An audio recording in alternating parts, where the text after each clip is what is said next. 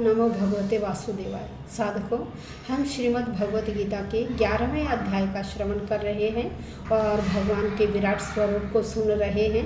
विराट स्वरूप जो एकादश अध्याय में है, हम 31 तक श्लोक सुन चुके हैं। आज हम श्लोक संख्या 32 और 33 का श्रवण करेंगे। तो आइए देखते हैं 32 और 33 में क्या है, क्योंकि भगवान के स्वरूप को भी बता रहे हैं अर्जुन कि भगवान का मैं ऐसा स्वरूप देख रहा हूँ। अर्जुन जिनको दिव्य शक्ति प्रदान है, दिव्य दृष्टि प्रदान है, वह भी भगवान के इस स्वरूप को देख रहे हैं। तो आइए देखते हैं श्लोक संख्या 32 में क्या है। कालो अस्मि लोक क्षयकृत प्रवृद्धो लोकान समाहर्तुमिह प्रवृत्तः ऋतेऽपि त्वां न भविष्यन्ति सर्वे ये व्यवस्थिता प्रत्यनीकेषु युद्धा। अब यहाँ भगवान क्या कह रहे हैं? कह रहे देखिए, मैं तो क्या हूँ? मैं तो काल हूँ।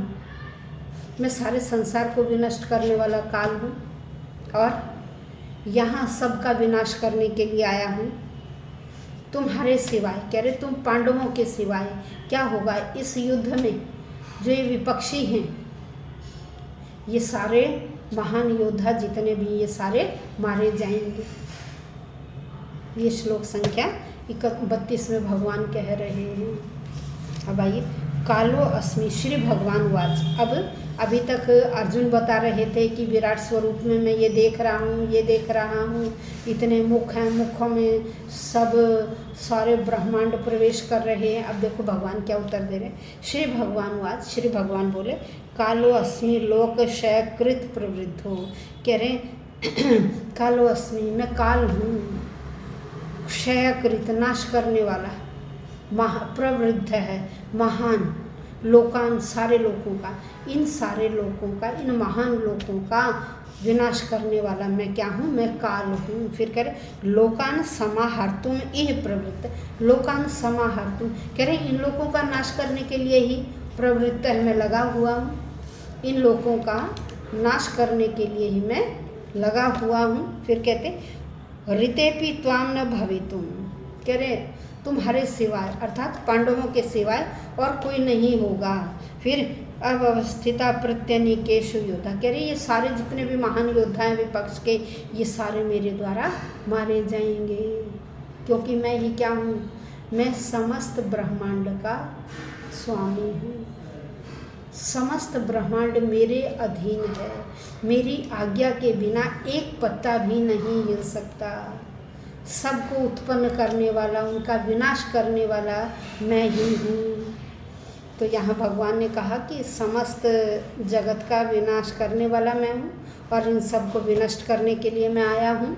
और तुम्हारे सिवाय दोनों पक्षों के, कह रहे तुम्हारे सिवाय अर्थात पांडवों के सिवाय दोनों पक्षों के जितने भी योद्धा हैं, महान योद्धा, ये सारे क्या होंगे? मेरे द्वारा मारे जाएंगे। देखिए अर्जुन यहाँ क्या था? लड़ने के पक्ष में नहीं था।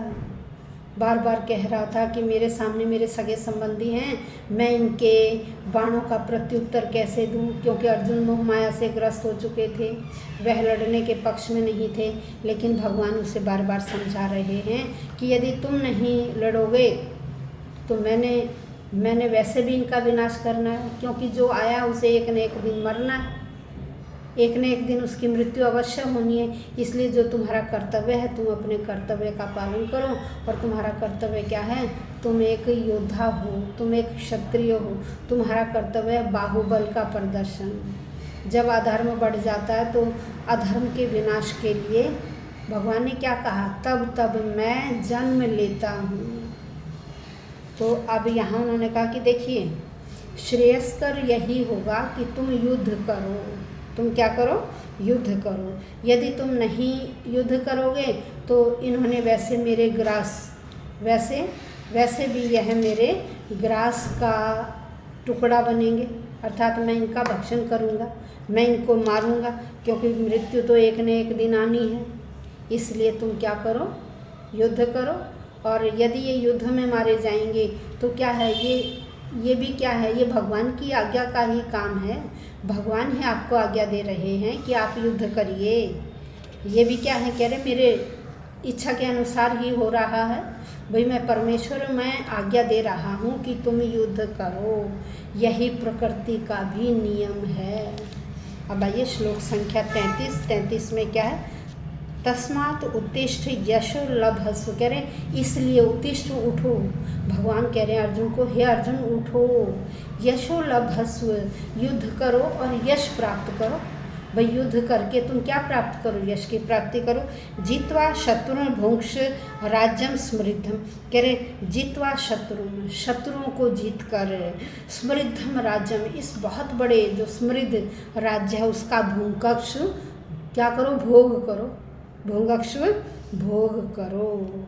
मया एते निहता पूर्व में, कह रहे जो ये निहत हैं ये पहले ही मेरे द्वारा मारे गए हैं, पहले ही यह मेरे द्वारा मारे गए हैं। और सव्यसाची, हे परम योद्धा, सव्यसाची हे परम योद्धा, क्योंकि अर्जुन क्या थे, तीर चलाने में बहुत कौशल थे।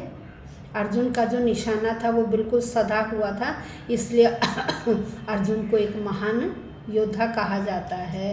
तो इसीलिए उनका एक नाम क्या था, सव्यसाची, जो तीर बड़ी कुशलता के साथ छोड़ते थे, पूरे निशाने के साथ, कभी भी उनका निशाना नहीं चूकता था। इसलिए श्री कृष्ण ने उन्हें सव्यसाची नाम दिया। कहा हे सव्यसाची, तुम क्या करो, निमित्त मात्रम, तुम इसके निमित्त हो, तुम केवल कारण हो, निमित्त मात्र हो, और तुम क्या करो, इसलिए युद्ध करो, तुम्हें निमित्त बनाया गया मैंने। तो यहाँ क्या कहा, उठो, लड़ाई के लिए तैयार हो जाओ, यश अर्जित करो, अपने शत्रुओं को जीतकर जो इतना बड़ा राज्य है इसका भोग करो।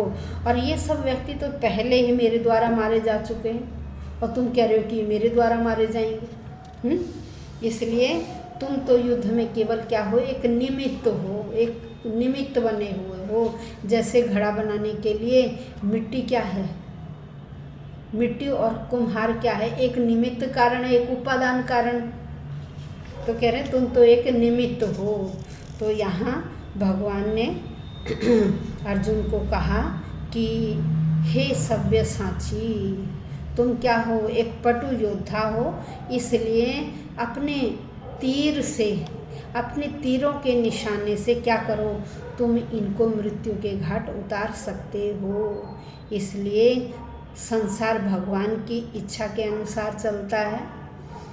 जो बहुत कम बुद्धि वाले व्यक्ति होते हैं वो सोचते हैं कि प्रकृति के बिना कोई भी योजना गतिशील है, लेकिन प्रकृति के बिना और भगवान की आज्ञा के अनुसार कोई भी कार्य नहीं हो सकता। जब तक वह भगवान की इच्छा नहीं होगी, प्रकृति भी तभी वह कार्य करेगी जब भगवान उसे ऑर्डर देगा। तो कह रहे प्रकृति भी किसके अधीन है, भगवान के अधीन है। इसलिए तुम क्या करो, मैं तुम्हें आज्ञा दे रहा हूँ, तो तुम मेरी इच्छा अनुसार क्या करो, युद्ध करो।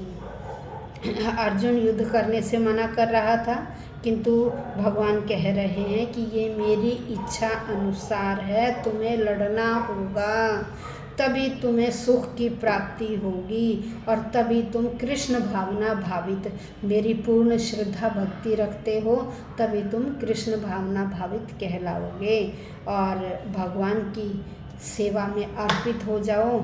और तभी भगवान क्या करता है, व्यक्ति को कृतार्थ करता है।